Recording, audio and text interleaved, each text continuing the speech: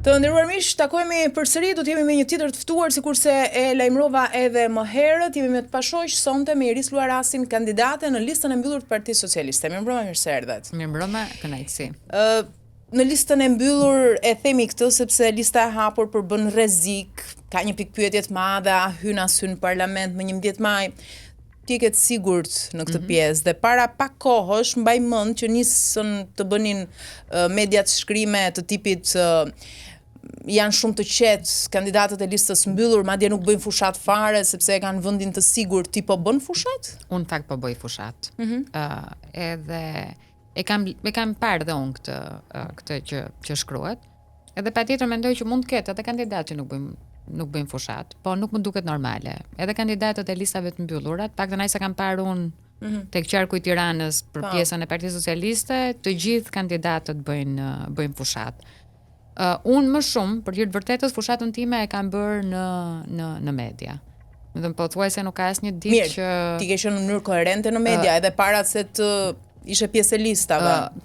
Dhe mendoj, domethënë, përveç pjesës që është pjesa e takimit me njerëzit e tjerë, domethënë pjesë e fushatës time në fakt është edhe pjesa mediatike. Se kjo është gjëja që unë mendoj që ditë bëj mirë edhe e kam bërë në mënyrë të vazhdueshme, kështu që ngelem brenda kornizave të mia. Ftesën kush ua bëri dhe pse pranuat i hynit politikës në këtë moment?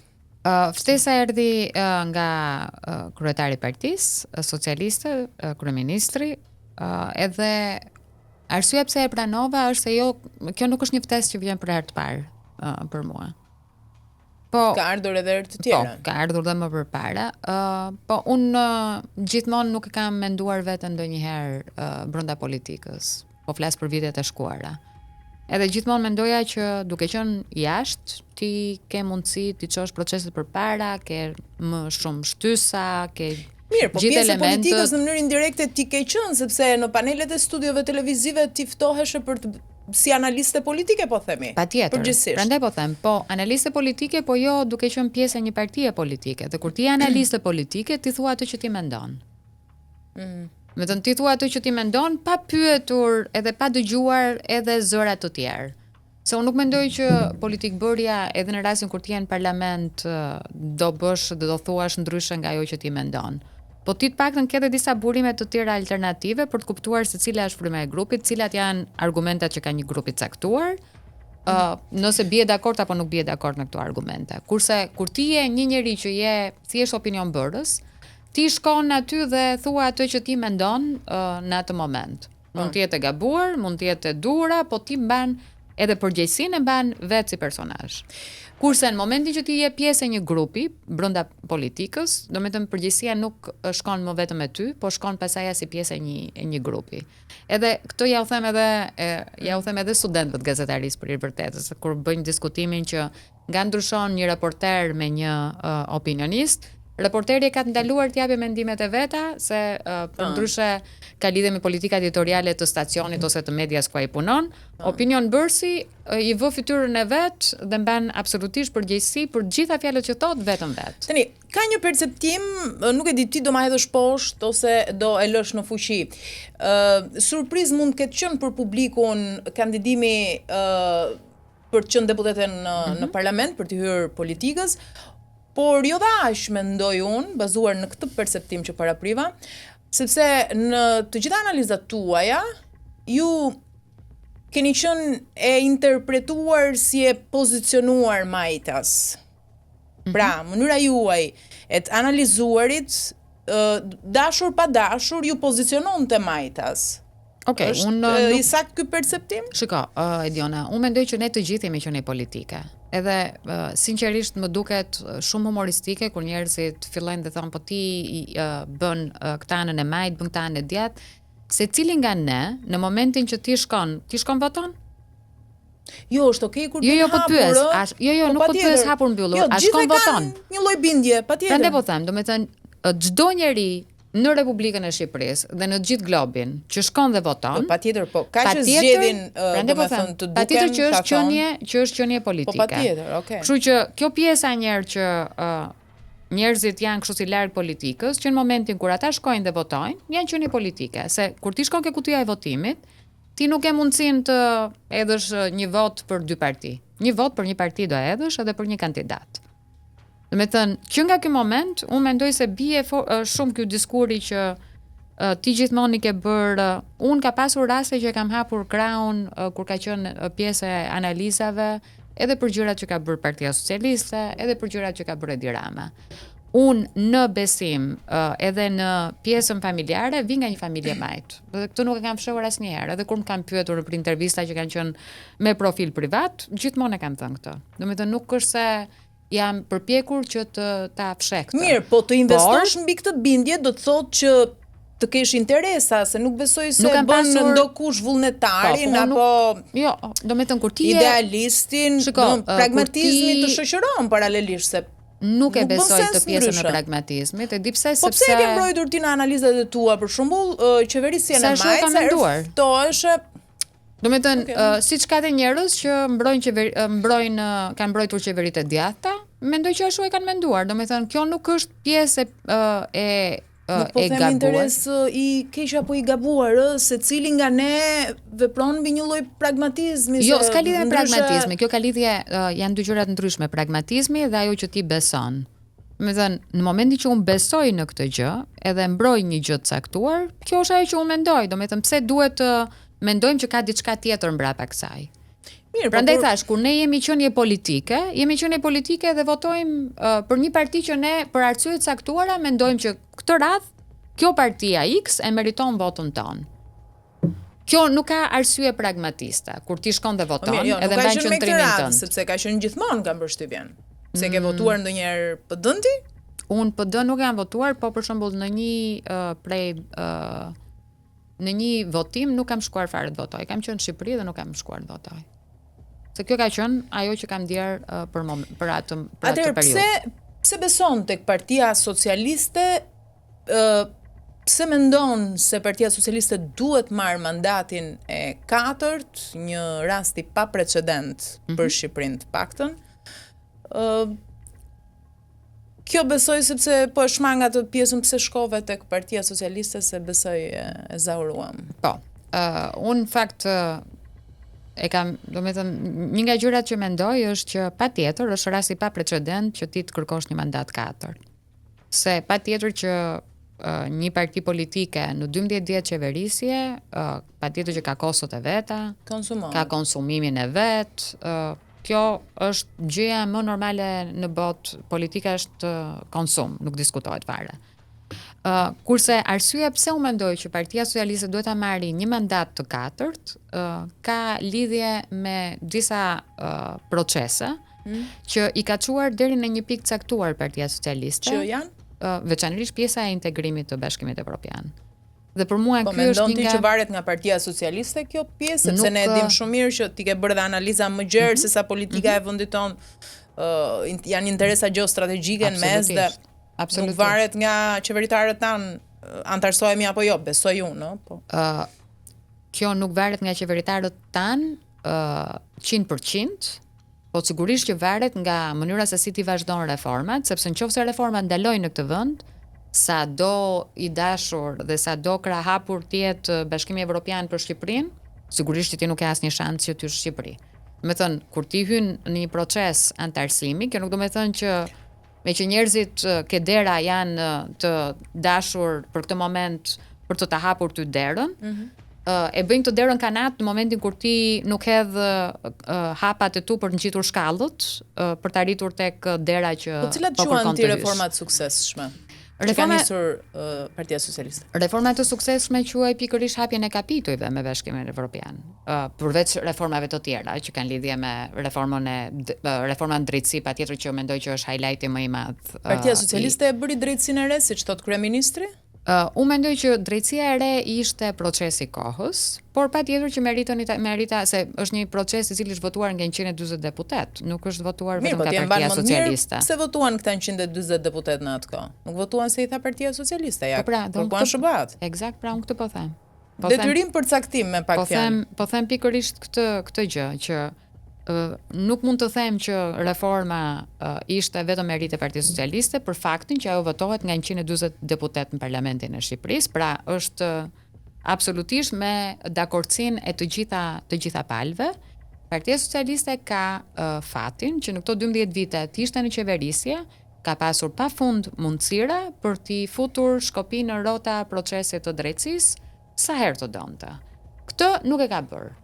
Mirë, nuk është dhe kaq e thjesht, po jo se nuk ka tentuar dhe nuk po tenton. Për shembull, Komisioni Xhafaj i tillë është interpretuar.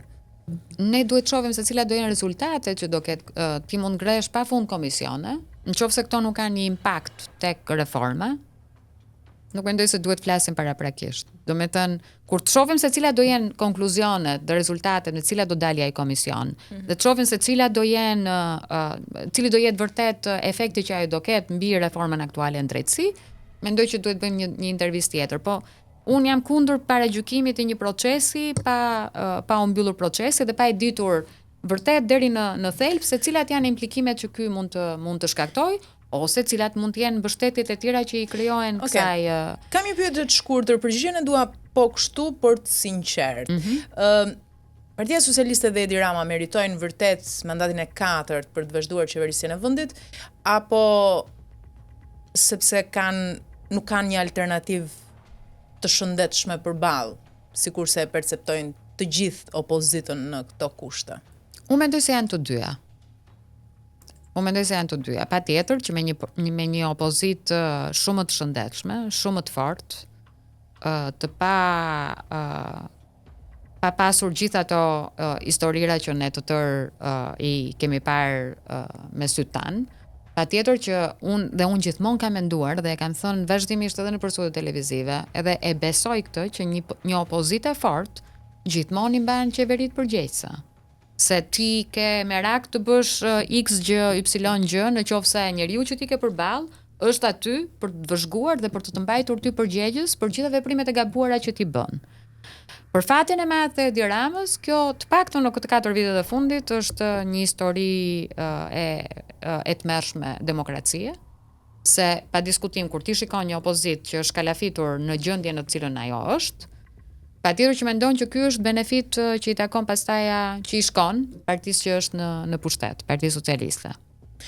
Po brenda partisë, por nga ana tjetër do thoja që edhe gjërat që kanë ndodhur, do me thënë nuk është vetëm çështje shkalafitje e opozitës, po mendoj që ka lidhje edhe me pjesën e reformave që kanë ndodhur. Do me thënë ti patjetër unë nuk shiko, ka njerëz që thonë që këtë procesin do e çonte përpara këtë pjesën e integrimit në Bashkimin Evropian.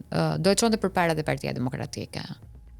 Sa vërtet e beson që vërtet do e çonte përpara dhe Partia Demokratike? Sepse ne jemi në këtë vend, jetojmë prej të paktën në pjesën e demokracisë, këto vite të tranzicionit që janë 30 vite.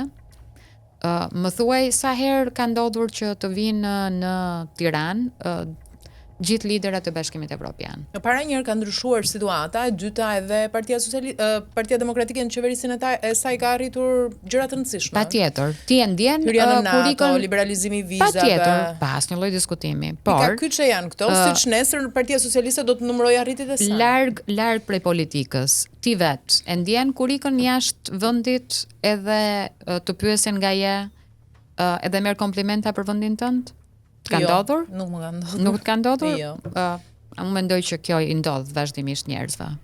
Mua personalisht ka ndodhur. Dhe kjo ndodh nga Partia Socialiste? Jo, nuk ndodh nga Partia Socialiste. Ndodh kur ti promovon një vend, kur ti bën një PR të mrekullueshëm të një vendi, kur nuk promovon mafian, drogën. Në mënyrë bazike kjo i takon evoluimit njerë, si logjik. Unë mendoj që ne kemi pasur me kalimin e kohës, patjetër që nuk mendoj gjërat ndryshojnë, kushdo që të ishte minimalisht Ediona, më vjen shumë keq, po unë nuk mendoj që këto janë gjëra që bëhen kështu se erdhi koha, se erdhi 2025. Domethënë nuk e mendoj fare në këtë formë. Po pse mendoj që kur ti promovon në 91-shin ishim njësojnë siç ishim në 2005 për shembull. Nuk po e bëj krahasimin me kur vazhdonte qeverisja Partia Demokratike. Nuk po bëj krahasimin me 99-ën. Nuk po bëj as krahasimin me vitet 90, po bëj krahasimin me 2012-ën, 2013-ën, 2014-ën. Pra, 10 vite më përpara, është e sigurt që kur ti dilje dhe udhtoje jashtë, kur do kishte një mundësi për të nxjerrë pasaportën, njerëzit e sjellshëm vetëm të hidhnin një vëzhgim, kishte të tjerë që masa e këtij populli nuk ka nevojë ndoshta edhe për një kompliment në kontekstin që po e thua ti, ka nevojë për qeverisje të mirë, të brendshme për gjërat që ndërlidhen me ta, edhe në format më bazike të mundshme, për shërbimet e brendshme. Dhe ti e di që në këtë qeverisje një nga pikat që evidentohet më së shumti në raportet ndërkombëtare mbetet korrupsioni në nivele shumë të larta për shembull. Unë ajo që po të shpjegoja ka lidhje me pjesën që në qoftë se është vetëm në dorën e njerëzve, kjo pjesa e evolimit edhe kjo pjesa e PR-it që është bërë turizmit në Shqipëri, dhe këtë e tregojnë shifrat, nuk e thot Irisi, ti arrin të kuptosh që këtu ka një ndryshim drastik.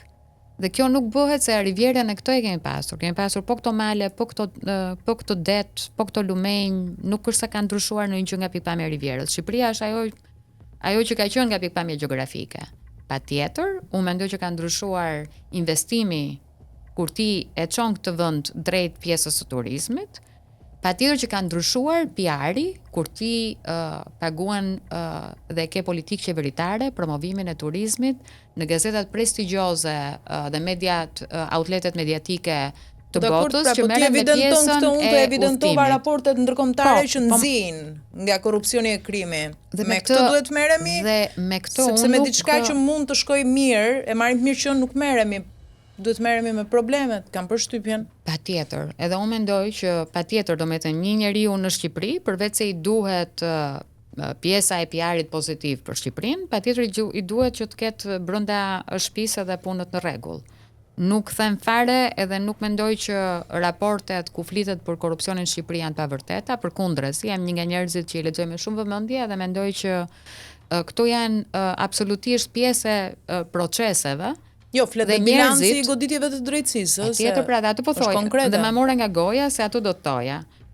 Njerëz që ti i ke nga e majta dhe që janë sot në brenda institucioneve penitenciare, tregon që korrupsion ka pasur, tregon që njerëzit sot kanë një proces për t'i shkuar deri në fund, janë atje ku janë për arsye të caktuara.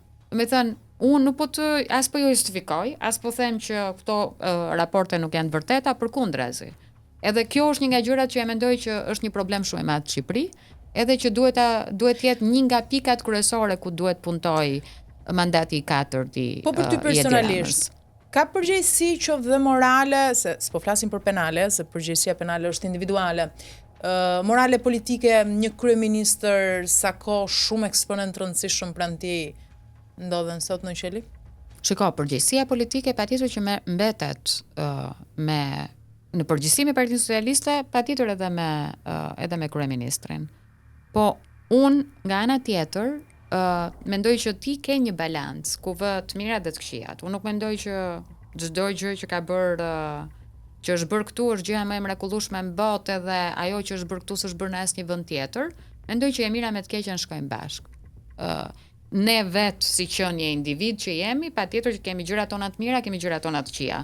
Unë personalisht nuk njoh ende një njeri që ka vetëm të mira edhe nuk i shoh asnjë gjë të keqe. Shumë të këqijat si dhe eksaktësisht kjo është gjëja që mendoj që për arsye që ne kemi një sistem absolutisht demokratik, ku ti e dënon Irisin me vot dhe ty nuk të pëlqen Irisi dhe shkon voton kundër Irisit, ky është momenti që Irisi të hapi kraun edhe thot ajde Edione se tani mua njerëzit nuk më duan, ka ardhur momenti që t'jesh ti këtu. Në momentin kur mua njerëzit më votojnë, më thuaj një vend demokratik në Evropë, Shtetet e Bashkuara të Amerikës, ku njerëzit votojnë me shumicë për Irisin. Ti beson në procesin e lirë të zgjedhjeve në vendin tonë? Për këtë po. S'ke pasur dyshime kur? Jo, dyshime për proceset zgjedhore në Shqipëri gjithmonë, po gjithmonë më tepër mendoj që mundësia për të deformuar votën bëhet gjithmonë dhe më e vogël.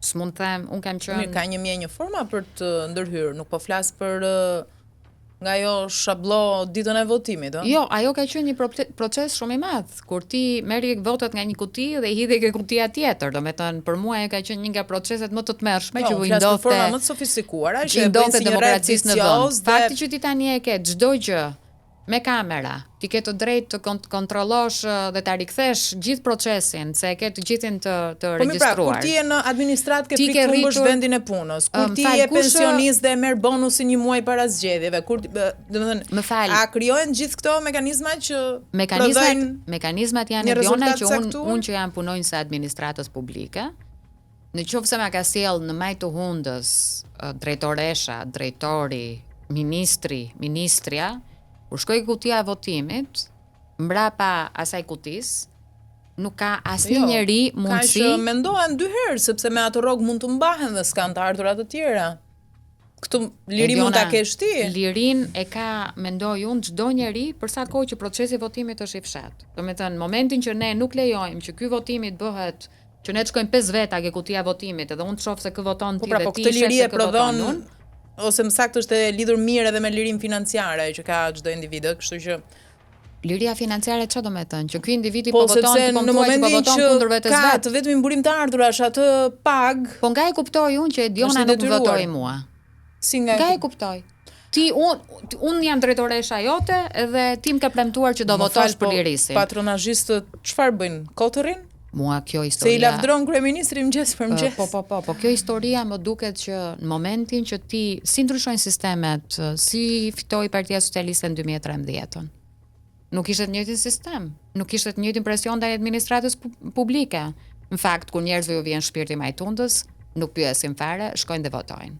Vetëm kjo është një nga gjërat që duhet ja themi njerëzve, edhe për t'ia u hequr ato frikrat e vogla që mund të kenë. Po kur ti nuk e ke procesin të monitoruar, ti futesh aty dhe çfarë vendos ti me mendjen tënde, aty ke ajo kutia e votimit, është absolutisht vetëm ndërgjegjja jote dhe ti. Nuk mendoj më pasaj që ka drejtoresh, ministër që mund të detyroj ty psiqikisht që të votosh për atë që do ai ose ajo. Beson për një fitore të pakontestueshme të Partisë Socialiste këtë herë? Jo, unë e them gjithmonë këtë që shoh këtë vit ndryshe nga gjithë vitet e tjera elektorale që ka shumë sondazhe. Domethënë përpara kanë qenë me gishtat e dorës sondazhet, 1 ose 2 kanë qenë në çdo fushat, kurse këtë radhë shoh të paktën 4 ose 5 sondazhe. Edhe kjo ti e shikon që gjitha sondazhet e tregojnë fituese Partinë Socialiste.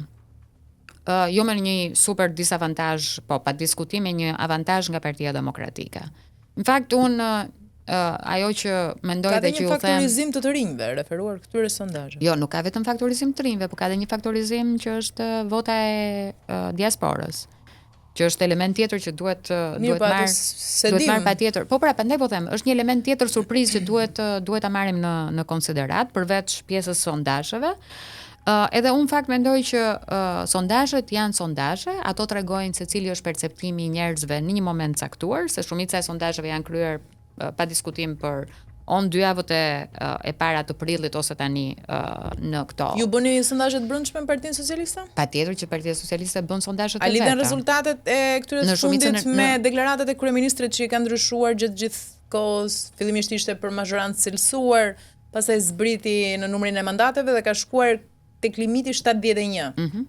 Janë deklarata që i bazohen në sondazhet e brendshme? Jo, mendoj që ka më tepër lidhje me pjesën. Mendoj që ka lidhje më tepër me pjesën e motivimit, sepse ti ndërkohë duke takuar njerëz edhe duke matur pulsin e tyre, shikon që shumë njerëz të thonë, po mëse ju e keni të fituar. E kupton? Dhe mua kjo ju e keni të fituar më tromb shumë, sepse mendoj që mund të jetë një masë kritike e njerëzve që mendojnë që ju e keni të fituar, nuk ju duhet vota ime.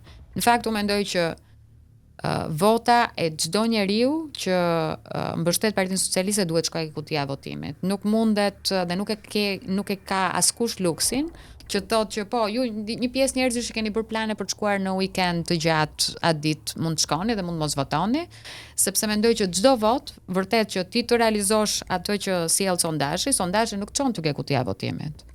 Ajo që çon ke kutia e votimit është vetëm bindja dhe qëndrimi jot që ke ti politik.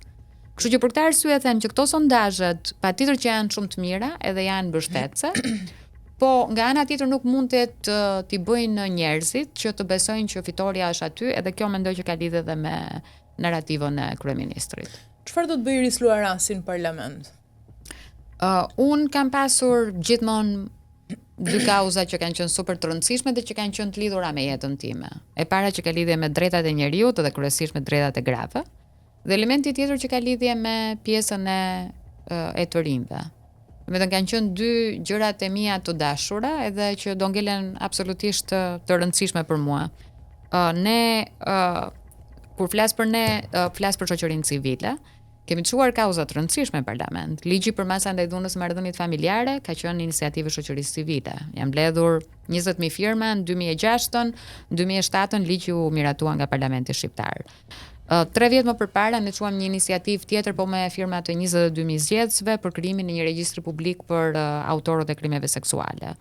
Kështu që kur kjo është gjëja që tani mendoj dhe them që kemi qenë të aftë për të çuar gjëra duke mos qenë pjesë e vendimarrjes, i kemi detyruar njerëzit që kanë qenë brenda parlamentit t'i marrin në diskutim këto draft projekt ligji që kemi çuar dhe që sot janë ligje.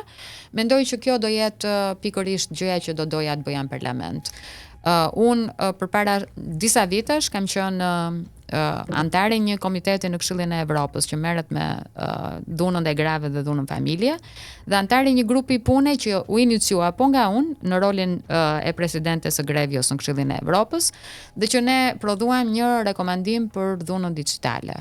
Edhe në fakt kjo është mendoj një nga gjërat e tjera që duhet ta sjellim në parlament sepse dhuna online edhe gjuha e urrëties janë dy elemente që kanë një impakt jashtëzakonshëm veçanërisht mbi jetën e grave dhe vajzave. Sepse një lloj si dhuna offline, pra ajo që ndodh në person, viktimat më të mëdha janë gratë dhe vajzat, edhe kur vjen fjala për dhunën online, viktimat më të mëdha janë gratë dhe vajzat. Flasim pak për fushatën elektorale. A je dakord me fushatën që po bën kryeministri, kryetari i Partisë Socialiste Edi Rama me një terminologji shumë herë të rëndë, çyryk, autik, terma prekës për shembull, për shumë kënd, një fushat e stilit alla tallava, po themi kështu, jo se nuk ka qenë herët e tjera, jo se nuk e ka praktikuar kryeministri herët e tjera. Si e shihni ju? Unë mendoj që Rama gjithmonë në narrativat e veta, veçanërisht në periudhat e zgjedhjeve, gjithmonë ka gjetur nga një element që të bëhet objekt bisede. Edhe mendoj që kryeministri ka shumë të qartë ato platformën kur thuhet që nuk ka rëndësi se çfarë thon njerëzit për ty, rëndësi ka që flasin për ty, pra kur ti je në kryefjalën e narrativës së njerëzve. Pjesa që ka lidhje me autizmin, pa diskutim që nuk jam dakord. Edhe në fakt mu duk një gjë shumë e mençur kur Rama brenda ditës kërkoi ndjes për këtë gjë. Sepse unë mendoj që edhe për të kërkuar ndjes, kur ti i ke të gjitha gjërat në rregull, ndihesh fitues, edhe e ke mundësinë edhe mos kërkosh ndjes dhe ta kalosh në heshtje. Kur ti kërkon ndjes, kërkon prapë. Detyruar se nuk e bën nuk e bëri me qef. Nuk mendoj se unë ndjej detyruar. Edhe me dëshirë. Mendoj që unë ndjej i obliguar. Tani ne njerëz gjallë jemi, edhe unë nuk mendoj që po e bëri në mes të natës, shumë larg me distancë me deklaratën që bëri, që do thotë interpretohet si të qenë detyruar. Kurse unë mendoj se njeriu mund të reflektojë edhe pas një ore. Po, kjo e gjitha kjo e gjitha është çështje këndvështrimi. Domethënë, ka njerëz që nuk e marrin kur guximin ta kërkojnë këtë ndjesën. Ka njerëz që e marrin guximin ta kërkojnë këtë ndjesën. Ka njerëz që kanë pritshmëritë që pse bëre brenda orës, po e bëre brenda ditës. Domethënë, kjo është një çështje që është shumë e diskutueshme dhe shumë relative. Po për mua fakti që ti brenda ditës kërkon ndjes, edhe e bën këtë edhe në momentin që edhe mund mos ta bësh, për mua mendoj që është cilësia e njeriu që nuk e quan veten të pagabueshëm, e quan veten absolutisht njerëzor, edhe e quan që është normale kur ti bën gabime të kërkosh ndjes për gabimet e tua. Po kur e ka kaq të sigurt fitoren, pse ky lloj precipitimi, agjitimi? Nuk më duket se ka agjitim. Sepse nisem i bëj pyetjet nga gjitha analizat që kam dëgjuar të këtyre ditëve që pas asaj dite. Ku e shikon precipitimin ose agjitimin? Sa unë se shoh. Po jo, nxitimi a gaboj.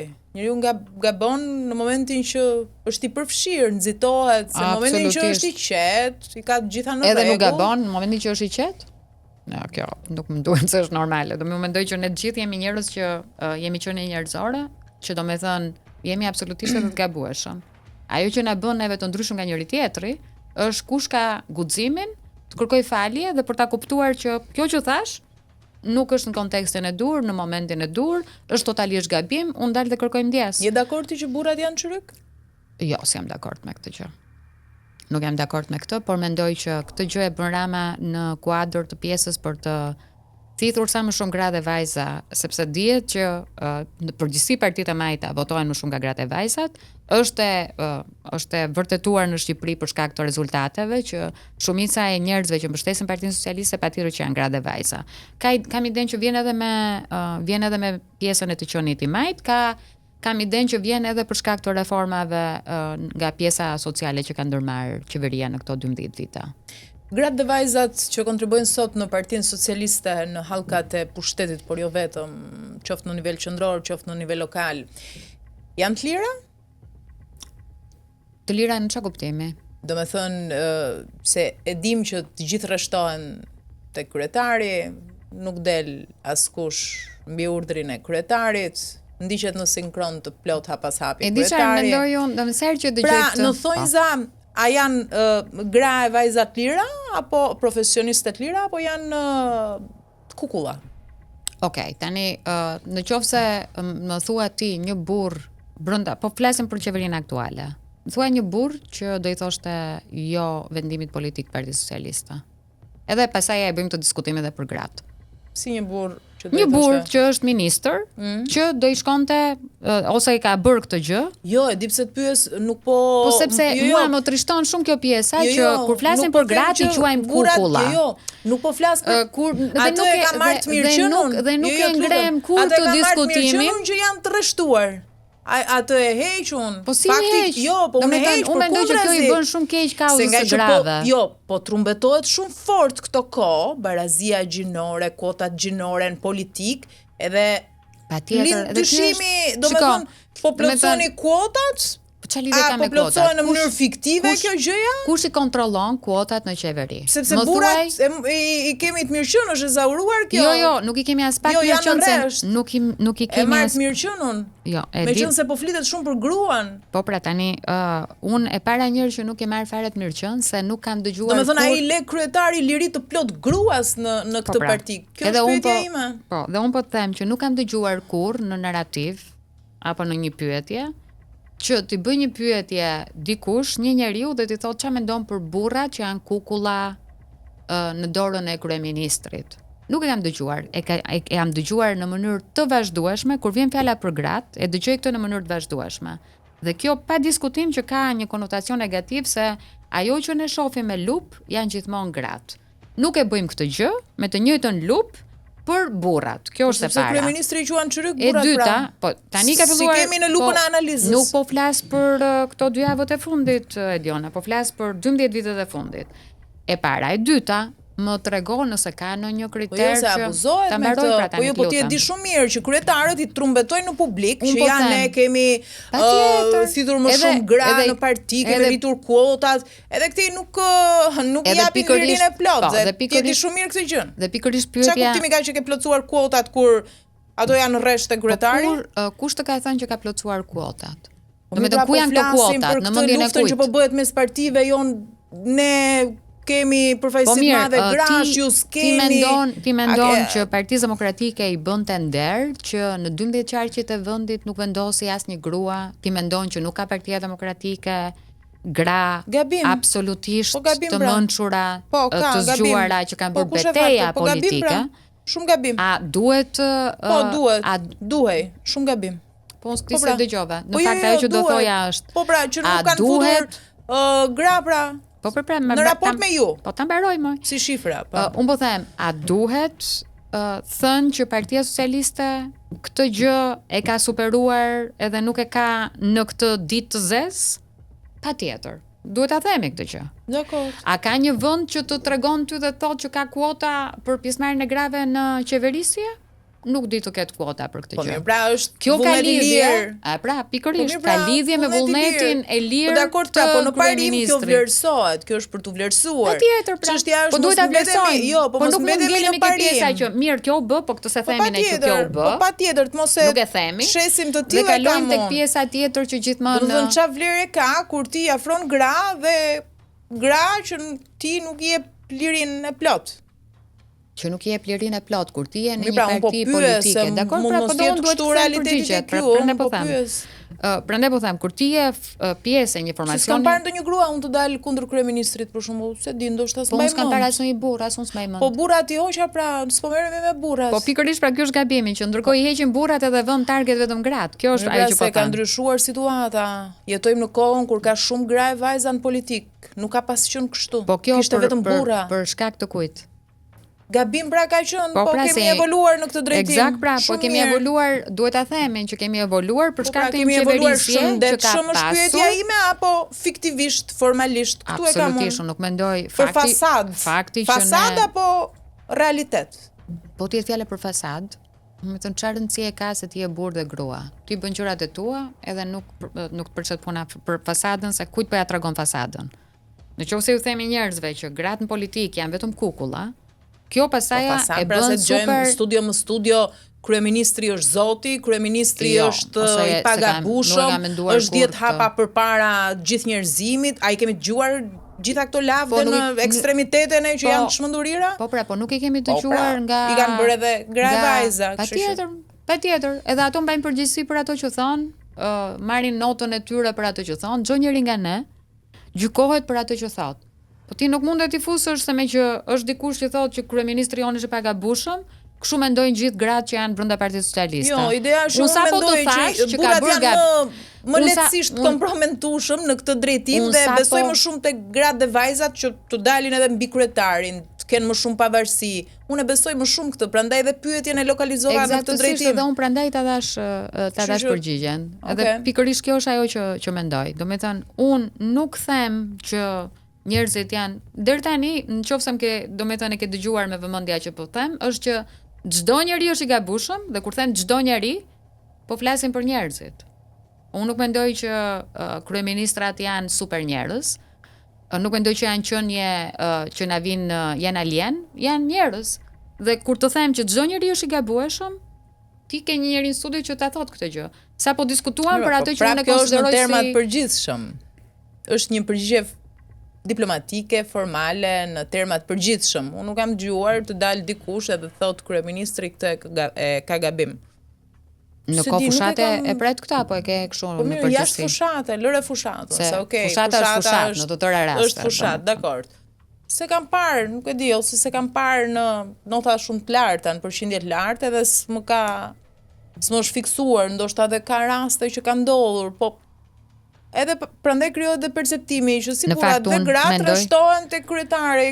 Është perceptim ky. Patjetër, edhe unë prandaj po them, dhe në fakt ato perceptimi tjetër i imi është që ajo që ne marrim në analizë dhe i vëmë një lente super të madhe janë gratë. Jo, dakor, se ne bisedën po e bëjmë për pjesën në Partinë Socialiste, njëjta situatë edhe në Partinë Demokratike, po ti je nga Partia Socialiste. Jo, s'është fare e njëjta situatë. Nuk ka fare të njëjtën situatë e Partia Demokratike. Unë sapo të përmenda faktin që në 12 qarqe të vendit nuk kisha asnjë drejtues politik grua.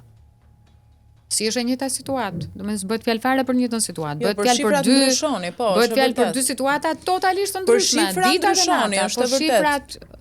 Në statistika ndryshoni. Nuk është fjala vetëm për statistikat, se ne nuk po flasim për një kryetare bashkie si statistik, po flasim për një grua që drejton një bashki.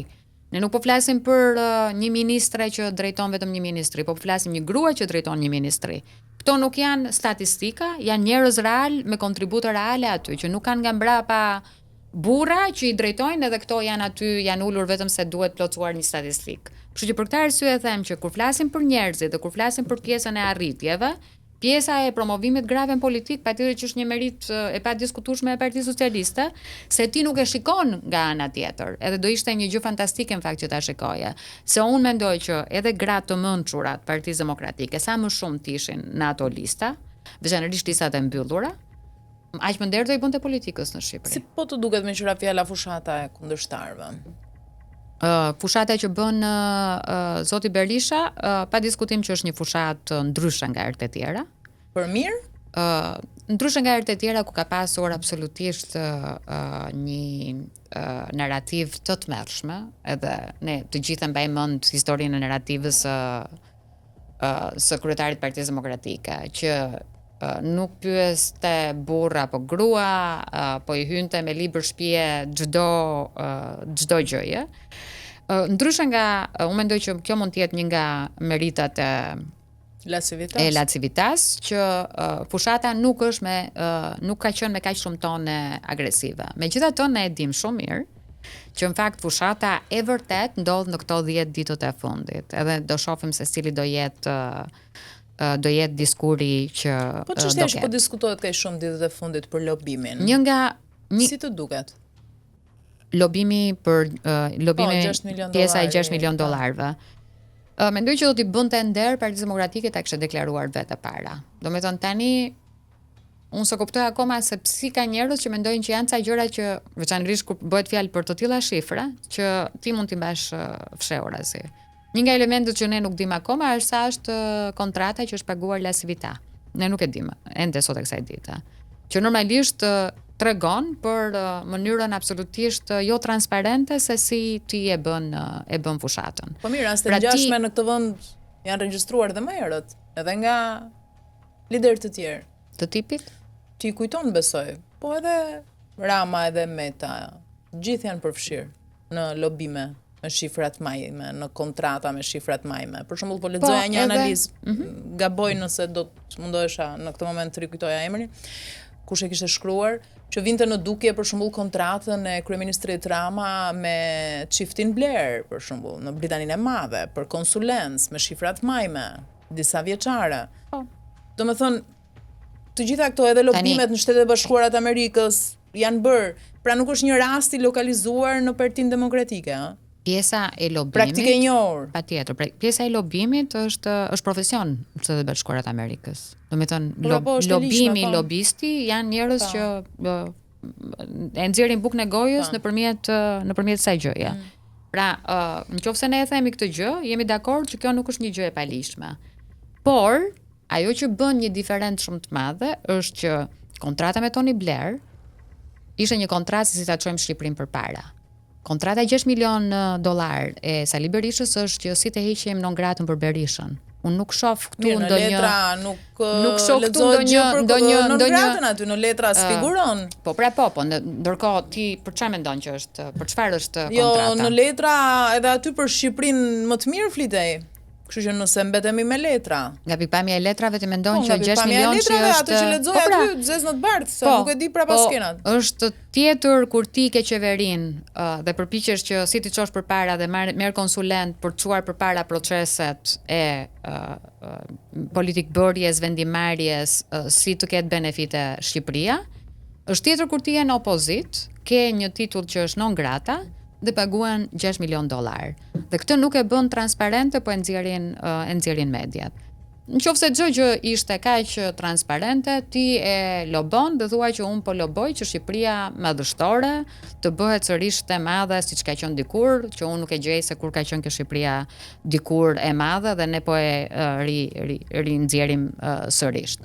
Kështu që për këtë arsye them që 6 milion dollar nuk i ka hedhur as Gruevski, që u përpoq edhe ai të hiqte pjesën e vet dhe të lobonte për të ndryshuar imazhin që kishte në departamentin e shtetit, se edhe kontrata e Gruevski ka qenë 1 milion dollar.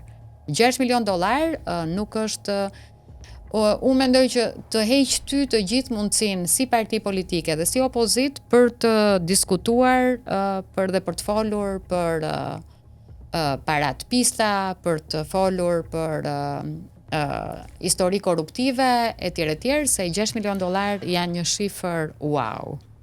E mbyllim me një parashikim për 11 maj. Në 11 maj një parashikim, po themi me këmbë në tokë, afër shifrave, nuk po them që ta bësh me numër eksakt. Unë në 11 maj po flas për qarkun e Tiranës. Mendoj që Partia Socialiste merr pa diskutim 18 mandate, ka shumë gjasa të marri edhe 19 mandate. Domethënë ky është parashikimi që kam unë, me aq sa shoh unë në terren, me aq sa shoh nga njerëzit që punojnë për ditë me njerëzit edhe që patjetër kanë perceptimin e tyre. Po në rang vendi? Në rang vendi patjetër që mendoj që është forcë qeverisëse. I kalon 70. Pa asnjë diskutim. Opozitën e sheh, domethënë Partinë Demokratike me një numër të përqendruar mandatesh apo këtë radhë seriozisht do të shpërndahen shumë mandate në forcat e reja? Unë mendoj që në fakt Partia Demokratike sigurisht nuk mund të ketë mandatet që ka pasur në 2021, për shkak se një pjesë e këtyre mandateve do i shkojnë partive të reja. Mirë, atëherë ishte opozita e bashkuar, ishte në momentin e saj më Edhe të tani mirë. e bashkuar është po. Jo, tani s'është e bashkuar, s'është Alianca fragmentarizuar. Shqipëria Madhështore është Ja, bashkuar nuk quhet. po ta dëgjosh të paktën diskurin e Partisë Demokratike jashtë këtij koalicioni. Kështu që gjithsesi. Unë falenderoj që të kisha në studio. edhe për mua ishte kënaqësi. Faleminderit të nderuar miq, pa shoq mbyllet këtu, takohemi sërish.